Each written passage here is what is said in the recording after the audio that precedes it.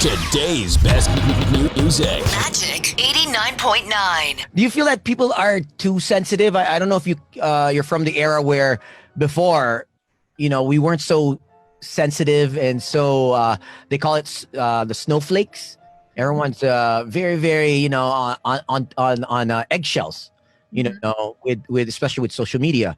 And I remember, one comedian, Dave Chappelle, said, he's just gonna do whatever he wants, whatever he thinks, whatever he feels, because society has become so sensitive, too sensitive, where we can't speak our minds anymore. And there's always someone that's gonna be offended. There's always someone that's gonna feel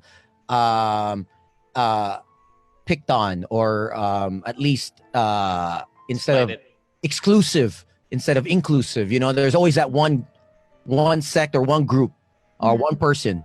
Do you feel that everyone is just too highly sensitive these days?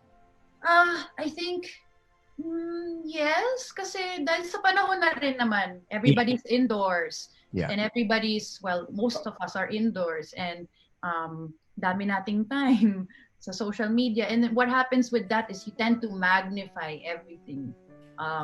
And also, pagka nagkamali ka, ang bilis mag-viral. May mga resibo na ngayon. Screenshot. Yes! Oo! Video, mga picture, ganyan. So,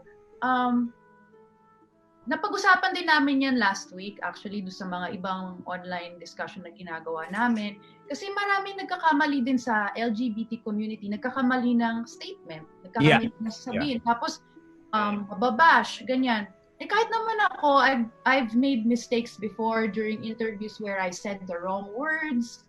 Hindi ako masyadong naging maingat sa choice of words ko, or kung paano ko i-articulate yung mga thoughts ko, ganyan. So, naiintindihan ko naman. But, I think it's counterproductive kasi if you cancel a person for a mistake, or like a tweet or a wrong statement, parang sabi nga, may nakausap ako last week. Her name is Trixie Maristela. She said, empower the person, cancel the opinion. Kasi ang nangyayari, canceled na. Parang wala na. We won't give you another chance anymore to redeem yourself. But people make mistakes, Kahit naman Miss Universe ka, pwede ka pa rin magkamali. Everybody makes mistakes. And kailangan in-educate na lang siguro natin yung isa't. I-correct natin, i-educate natin, and then bigyan natin ng chance na mag-grow yung mga tao from their mistakes. So, and it's also hard. Everybody's, of course, giving their opinion, which is also a personal thing. And sometimes the context is received differently. Like you meant one thing, pero ang pagka-receive, kabilang side. Diba? Para minsan even the whole topic I was talking about with some people last week, yung toxic positivity. Parang even being positive now is tricky. Diba? Pwede ka maging positive, but some people will take it as toxic na yung pagiging positive mo. Sobra ka sa positivity. And some will bash you for being positive. So it's also now a slippery slope. You can be positive, pero up to a certain extent only.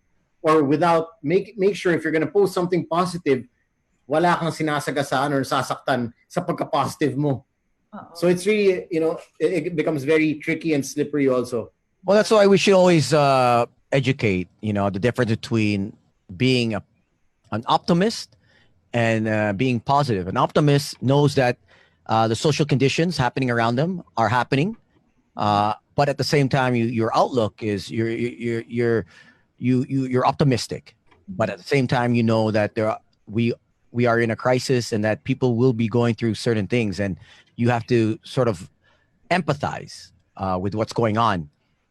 Because when you're positive, even though there's a crisis happening, you're like you said, you're canceling out. You're negating what that person is feeling, whether they're hungry, whether they're sad, whether they need, they're going through a death.